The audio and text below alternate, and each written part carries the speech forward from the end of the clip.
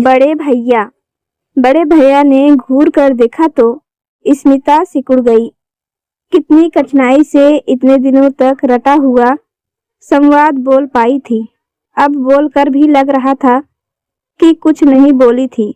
बड़े भैया से आंख मिलाकर कोई बोले ऐसा साहस घर में किसी का न था। क्या बोला तूने? जरा फिर से कहना, बड़े भैया ने गंभीरता से कहा। कह तो दिया एक बार। स्मिता का स्वर लड़खड़ा गया। कोई बात नहीं, बड़े भैया ने संतुलित स्वर में कहा। एक बार फिर से कह। अक्सर दूसरी बार कहने से अर्थ बदल जाता है। स्मिता ने नीचे देखते हुए कहा। मुझे अनिमेष से शादी करनी है। यह अनिमेष वही है ना जो कुछ दिनों पहले यहाँ आया था? बड़े भैया ने पूछा। जी। और वह बंगाली है? बड़े भैया ने एक एक शब्द पर जोर देते हुए पूछा। जी। स्मिता ने धीमे स्वर में उत्तर दिया। और हम लोग, जिसमें तू भी शामिल है, शुद्ध शाकाहारी हैं। वह बंगाली तो अवश्य ही मांस मछली खाता होगा। जी। स्मिता ने सिर हिलाया। यह शादी नहीं हो सकती, बड़े भैया ने गरज कर कहा। क्यों बड़े भैया? स्मिता ने साहस जुटाकर पूछा। क्यों क्या दिखाई नहीं देता? एक उत्तर तो दूसरा दक्षिण, एक पूरब तो दूसरा पश्चिम। कहाँ है मेल इसमें? बड़े भैया ने डांट कर पूछा। कैसे रह पाएगी उस वातावरण में? पर हम दोनों ने एक दूसरे से शादी करने का फैसला कर लिया है। क्या यह मेल नहीं है? स्मिता ने दृढ़ता से उत्तर दिया। अच्छा, तो तू इतनी बड़ी हो गई है कि अपने फैसले स्वयं करेगी। लगता है तू अपने को विश्व सुंदरी समझने लगी है कि जो चाहे कर लेगी, बड़े भैया ने व्यंग से कहा। स्मिता यह सोचकर चुप रही कि उत्तर देगी तो वे और भड़क जाएंगी। उनका टेप एक बार चालू होता है तो फिर बंद नहीं होता। कोई उत्तर न पाकर बड़े भैया ने पूछा, और अगर मैं शादी की मंजूरी नहीं दूं तो हम कोर्ट में शादी करेंगे। स्मिता का विद्रोह भड़क उठा। शाबाश बेटी, भैया ने ताली बजाते हुए कहा। तूने मेरी इज्जत रख ली। अगर मैं शादी के लिए हामी भर देता हूँ तो लोग हजार सवाल करेंगे। मैं जवाब देते देते थक जाऊंगा। स्मिता को सहसा विश्वास नहीं हुआ कि बड़े भैया समर्थन कर रहे हैं या तीखा व्यंग बाढ़ छोड़ रहे हैं। उनसे किसी बात की कभी भी उम्मीद की जा सकती थी। स्मिता दुविधा में पड़ गई। अब क्या हुआ? चुप क्यों हो गई? बड़े भैया ने डांट कर पूछा। स्मिता ने डरते डरते कहा। आप नाराज हो गए? हाँ, नाराज होने की बात ही है। अच्छी तरह से फैसला कर लिया है ना? ऊंच नीच सब सोच लिया है ना? भैया ने कहा। बाद में पछताएगी तो नहीं? जी नहीं, संक्षिप्त उत्तर दिया। तो जाओ, कोर्ट में शादी कराओ। मैं तुम दोनों को आशीर्वाद दे दूंगा। बड़े भैया ने भी अपना निर्णय सुना दिया। स्मिता का दिल डूब गया। स्वीकृति पाकर वह प्रसन्न नहीं हुई। हर लड़की की तरह वह भी वधू बनकर पूरी साज सज्जा और श्रृंगार के साथ विदा होने की अभिलाषा रखती थी। यह तो बिल्कुल ऐसा ही होगा कि टिकट लेकर एक स्टेशन से दूसरे स्टेशन पर पहुंच गई। जब तक विद्रोह की स्थिति में थी बहुत ऊंचा ऊंचा सोचती थी, और अब असलियत सामने आई तो दिल बैठ गया। सारे सपनों का रंग फीका पड़ने लगा। बड़े भैया 7 भाई बहनों में सबसे बड़े थे और शायद इसीलिए यह नाम उनके व्यक्तित्व और ऊंचे दर्जे के कारण उनके चेहरे पर चिपक गया था। माता पिता के गुजर जाने के बाद घर की सारी जिम्मेदारी उनके कंधों पर आ गई थी। 2 भाइयों की शादी तो पिता ने ही कर दी थी। मरने से पहले 2 बहनों की शादी तय कर दी थी। ये सब काम बड़े भैया ने ही की है। इस बात की उन्हें प्रशंसा भी मिली। समय से तीसरी बहन की भी शादी कर दी। इसी समय उनकी पत्नी का देहांत हो गया। उनकी अपनी कोई संतान न थी। अब रह गई सबसे छोटी बहन स्मिता, जो उनसे 15 वर्ष छोटी थी। उनके बीच भाई बहन का नहीं, एक पिता पुत्री का रिश्ता था। दोनों घर में अकेले थे क्योंकि अन्य बहनें ससुराल चली गई थी और भाई अपनी अपनी नौकरियों पर अन्य शहरों में थे।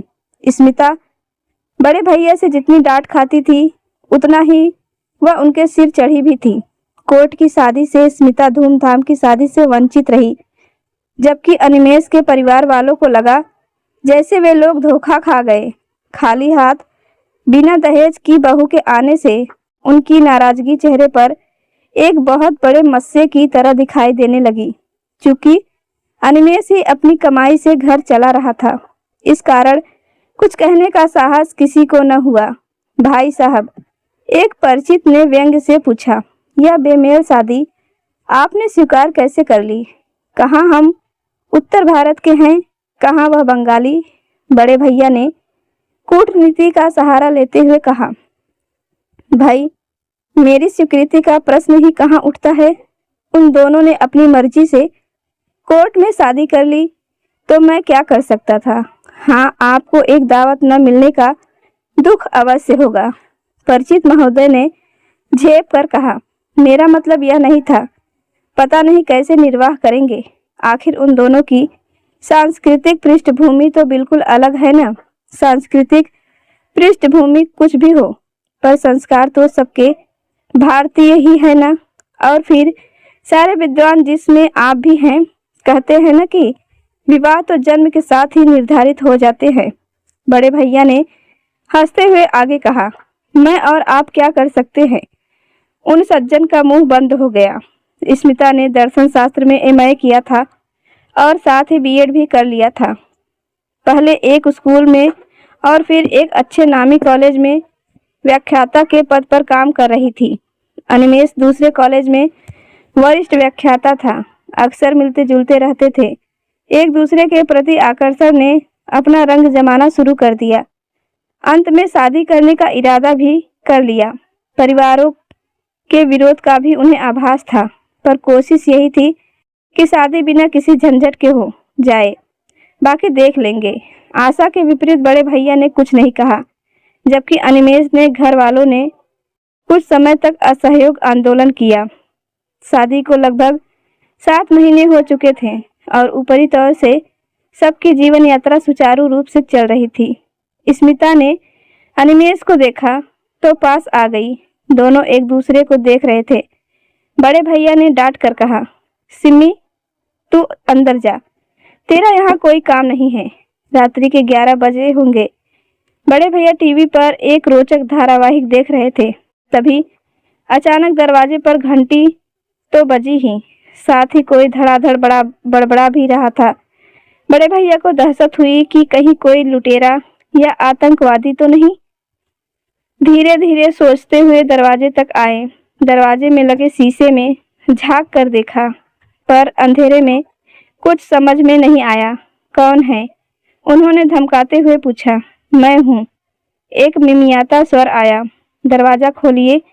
आवाज कुछ परिचित सी लगी, पर धोखा भी तो हो सकता है, सोचकर बड़े भैया ने कड़क कर पूछा, मैं कौन? सिम्मी। लगा कि आवाज में जान ही न थी। बड़े भैया प्यार से उसे सिम्मी बुलाते थे। बड़े भैया ने झट से दरवाजा खोला। स्मिता हाथ में एक छोटा सूटकेस लिए खड़ी थी, ठीक किसी फिल्मी नायिका की तरह। पहले तो बड़े भैया की छाती से चिपट कर रोई और फिर सीधे अपने कमरे में चली गई। बड़े भैया ने कुछ नहीं कहा, केवल गंभीरता से सोचते रहे कि सुबह होने पर ही पूछेंगे। वैसे पूछने की आवश्यकता भी क्या है। सवेरे वे अखबार पढ़ रहे थे। स्मिता सामने बैठी बेचैनी से प्याले प्लेट इधर उधर करते हुए सोच रही थी कि ये बड़े भैया हैं कैसे। कोई चिंता ही नहीं। अंत में जब सब्र का बांध टूट गया तो उसने भैया के हाथों से अखबार छीनते हुए कहा, पूछोगे नहीं मैं क्यों आई हूँ? शरारत भरी मुस्कुराहट से उन्होंने कहा, पूछने की क्या जरूरत है। पति पत्नी में तकरार तो होती ही रहती है, सब ठीक हो जाएगा। स्मिता ने क्रोध से कहा, यह तकरार नहीं है बड़े भैया, मैं वह घर हमेशा हमेशा के लिए छोड़ आई हूँ। बड़े भैया ने हंस कर कहा, शाबाश बेटी, यह तूने बड़ा अच्छा किया। इस घर में तेरी बड़ी कमी महसूस होती थी। आज लौकी के कोफ्ते बनाना, बहुत दिन हो गए खाए हुए। बड़े भैया आप इसे मजाक समझ रहे हैं? स्मिता ने क्रोध से पूछा। उन्होंने गंभीरता से उत्तर दिया, जिंदगी में ऐसे फैसले कभी मजाक नहीं होते। तूने स्वयं शादी का फैसला किया, मैंने मान लिया। अब तू हमेशा हमेशा के लिए यहाँ आ गई है, यह भी मैंने मान लिया। तू चिंता मत कर, यहाँ कोई कष्ट नहीं होगा। मेरे लिए तो बहुत अच्छा है। एक बार भी तो नहीं पूछा कि झगड़ा क्यों हुआ, मानो उन्हें कोई मतलब ही नहीं है। स्मिता तो सब कुछ उगलना चाहती थी। कब तक चुप बैठी रहेगी। अचानक वह सिसकने लगी, रोते रोते बोली, बड़े भैया, उन्हें बहू नहीं, एक नौकरानी चाहिए। दिन भर घर में चक्की की तरह पिसती रहती हूँ, पर किसी को मेरी परवाह नहीं। किसी से क्या मतलब? भैया ने अनजान बनते हुए पूछा। कहा न, किसी को भी नहीं, स्मिता ने चिढ़कर कहा। पर तू कॉलेज पढ़ाने तो अब भी जाती है ना? बड़े भैया ने पूछा। सोच तो जाती हूँ, स्मिता ने कहा, पर मेरे पीछे कोई भी काम नहीं करता। सब हाथ पर हाथ धरे बैठे रहते हैं। तो तू नौकरी छोड़ दे, बड़े भैया ने सलाह दी। रुपया जो कमा कर लाती हूँ, रुपया भी तो चाहिए उन्हें, स्मिता ने तड़क कर कहा। और अनिमेष का क्या कहना है? पहले तो मेरी ओर से कुछ बोलते भी थे, पर अब माता पिता और बहन के दबाव में उन्होंने भी साथ देना छोड़ दिया है। कहते हैं कि मैं ही परिवार में मिलजुल कर नहीं रहती। अब आप ही बताइए कि क्या मेरी अपनी कोई शख्सियत नहीं है? मेरी अपनी कोई पहचान नहीं है? क्या मुझे अपनी तरह से जीने का अधिकार नहीं है? वह एक ही सांस में कह गई सब कुछ। गंभीरता से विचार करते हुए बड़े भैया ने कहा, यह बात तो ठीक है। अगर इंसान अपनी पहचान ही भूल जाए तो पढ़ाई लिखाई का क्या लाभ? सच ही तेरे साथ बड़ा अन्याय हुआ है। अच्छा किया जो तू वह घर छोड़कर चली आई, हमेशा हमेशा के लिए। स्मिता को समझ न आया कि बड़े भैया ताना दे रहे हैं या समर्थन कर रहे हैं। अक्सर ऐसी ही दोहरी बात करते हैं, उनको समझना बड़ा मुश्किल है। अब मैं क्या करूं? स्मिता ने उलझन में पड़कर पूछा। करना क्या है? आराम से यहाँ रह और चैन की बांसुरी बजा। हाँ, कॉलेज जाना मत छोड़ना, खाली दिमाग शैतान का घर होता है, भैया ने समझाते हुए कहा। और फिर कुछ मुस्कुराते हुए बोले, अब कुछ नाश्ता वास्ता भी मिलेगा। स्मिता के तने हुए चेहरे पर मुस्कान की लहर दौड़ गई। बड़े भैया कभी नहीं बदलेंगे। 7 दिन हो गए। स्मिता के खिले हुए मुखड़े पर चिंता की लकीरें उभरने लगी थी। बड़े भैया के समर्थन और आश्रय प्रदान से उसे बड़ी तसल्ली हुई थी। पहले तो यही सोचा था कि देखते ही वे डांटेंगे और फटकार लगाएंगे, बुरा भला कहेंगे, पर ऐसा कुछ नहीं हुआ। आखिर बड़े भैया को छोड़कर उसका था ही कौन? क्या बात है, बड़ी परेशान लग रही है, बड़े भैया ने पूछा। कुछ नहीं, स्मिता ने कहा। कुछ तो है, वे मुस्कुराए। स्मिता ने झिझकते हुए कहा, आप वहाँ कहलवा दीजिए कि मैं यहाँ हूँ और बड़े आराम से हूँ। उन्होंने जोड़ते हुए कहा, मैं क्यों कहूँ ऐसा, पर लगता है तेरे दिल में अनिमेष के लिए कुछ जगह है, इसलिए परेशान है। स्मिता ने झल्ला कर कहा, मुझे कोई परवाह नहीं उन लोगों की। क्या उनको मेरी परवाह है? इसीलिए तो कहता हूँ, बड़े भैया ने हंस कर कहा। जब एक बार फैसला घर छोड़ने का कर लिया तो अब उसी पर अटल रह। स्मिता चुप हो गई। इतवार का दिन था। छुट्टी के हिसाब से सब काम धीरे धीरे हो रहा था। घंटी बजी, तब स्मिता अपने कमरे में थी। माहरी के सिवा कौन होगा, वह अभी तो आराम से आएगी। बड़े भैया ने धीरे धीरे उठकर दरवाजा खोला। तुम?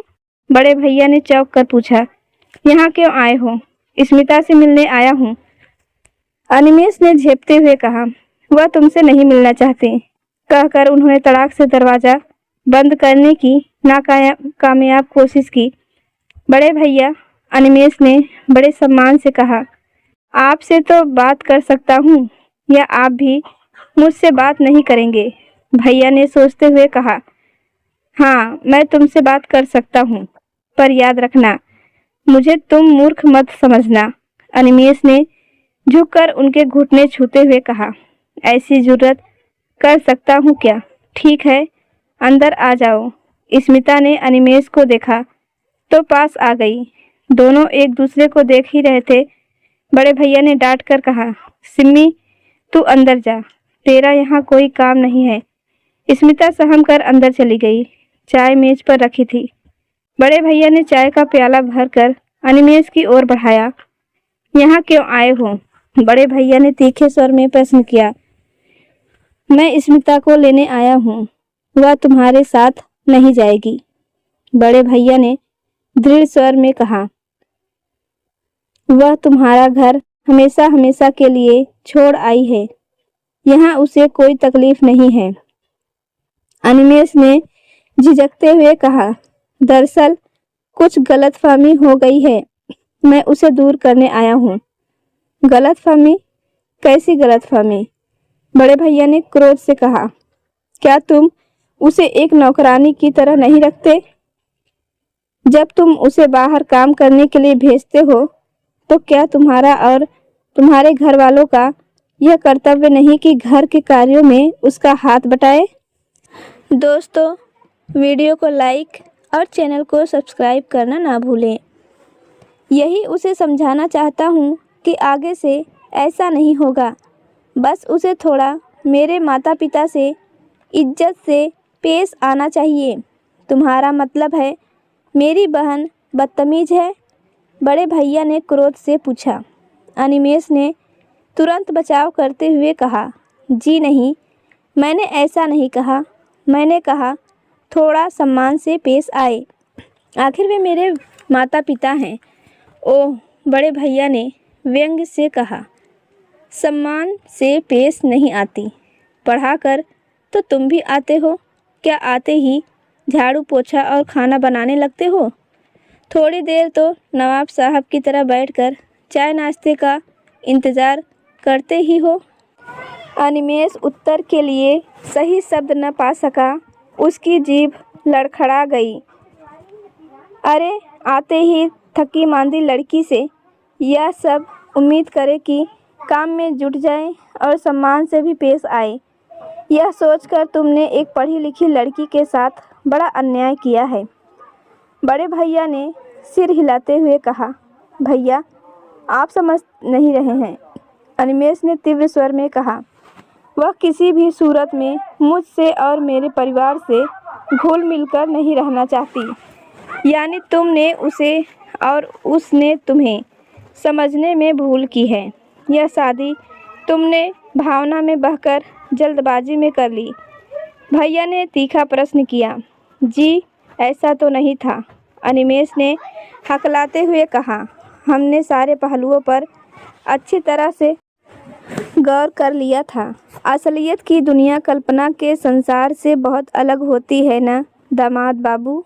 बड़े भैया ने कटु व्यंग्य से पूछा। अब जब समझ ही लिया है कि यह शादी एक भूल थी तो यहाँ क्या करने आए हो? मैं उसे समझाना चाहता हूँ, अनिमेष ने धीरे से कहा। यानी तुम्हारे दिल में अभी भी उसके लिए थोड़ी जगह है? भैया कुटिलता से मुस्कुराए। अनिमेष सिर झुकाकर नीचे देखने लगा। सुनो दामाद बाबू, सिम्मी तुमसे न तो मिलेगी और न ही यहाँ से जाएगी, भैया ने दृढ़ता से कहा। तुम जा सकते हो, अनिमेष ने भी उतनी ही दृढ़ता से उत्तर दिया। भैया, स्मिता से बिना मिले मैं यहाँ से नहीं जाऊँगा। पति पत्नी के बीच में आप क्यों आते हो? मुझे एक मौका दीजिए। कैसा पति, कैसी पत्नी? बड़े भैया ने कटुता से ऊंचे स्वर में कहा, ताकि स्मिता भी साफ साफ सुन ले। सिम्मी तुम्हारा घर हमेशा हमेशा के लिए छोड़ आई है, यह अच्छी तरह समझ लो। स्मिता के कलेजे पर सांप लौट रहे थे। उसे ऐसी आशा न थी कि बड़े भैया अनिमेष का इतना अपमान करेंगे। उसे अनिमेष पर न जाने क्यों तरस आने लगा। जो भी हो, मैं मिलकर ही जाऊंगा, अनिमेष ने स्मिता के कमरे की ओर बढ़ते हुए कहा। ठहर जाओ, बड़े भैया ने डांट कर कहा। मैं इतना कमीना तो नहीं हूँ कि तुम्हें घर से बाहर उठाकर फेंक दूँ, पर सिम्मी से मिलने की आज्ञा कभी नहीं दूंगा। इधर वाला कमरा खाली है, वहाँ जब तक मर्जी हो रहो, पर सिम्मी से मिलने की कोशिश मत करना। अनिमेष लाचारी से कमरे में चला गया। स्मिता थोड़ी देर में बाहर आई तो चेहरे पर परेशानी झलक रही थी। बड़े भैया ने रूखे स्वर में कहा, मैंने अनिमेष को डांट दिया है। अगर अपनी और मेरी इज्जत प्यारी है तो उससे बात मत करना। अब तुम हमेशा हमेशा के लिए यहाँ रहो। हाँ, नौकर के हाथ नाश्ता और खाना कमरे में ही भिजवा देना। मैं बाहर उसकी सूरत भी नहीं देखना चाहता, समझी? बड़े भैया 2 दिनों तक दीवार बने बीच के कमरे में आराम कुर्सी लगा कर बैठे रहे। दफ्तर से भी छुट्टी ले ली थी। स्मिता पर पूरा विश्वास था कि वह अनिमेष से बात नहीं करेगी। अनिमेष के ऊपर ही पहरा लगाया हुआ था कि वह उकता कर चला जाएगा। बड़े भैया अपनी कूटनीति पर मुस्कुरा रहे थे। वे पहले ही जानते थे कि इस तरह की शादी में कोई दम नहीं होता, पर पागलों को भला कोई समझा सकता है क्या? 3 दिन हो गए। बड़े भैया ने हड़बड़ा कर आंखें खोली। न जाने कब आंख लग गई थी। दिन चढ़ आया था। अखबार वाला कभी का अखबार बालकनी में फेंक कर चला गया था। अजीब सा सूनापन था। सिम्मी, बड़े भैया ने पुकारा। अरे, चाय वाय मिलेगा या नहीं?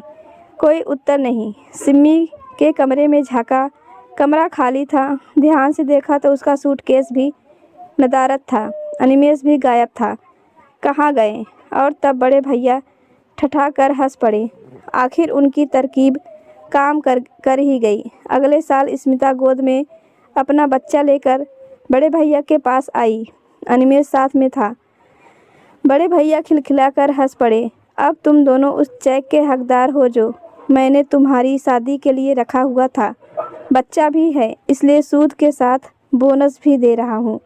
अब आशा करता हूँ कि तुम दोनों हमेशा हमेशा एक दूसरे के साथ रहोगे।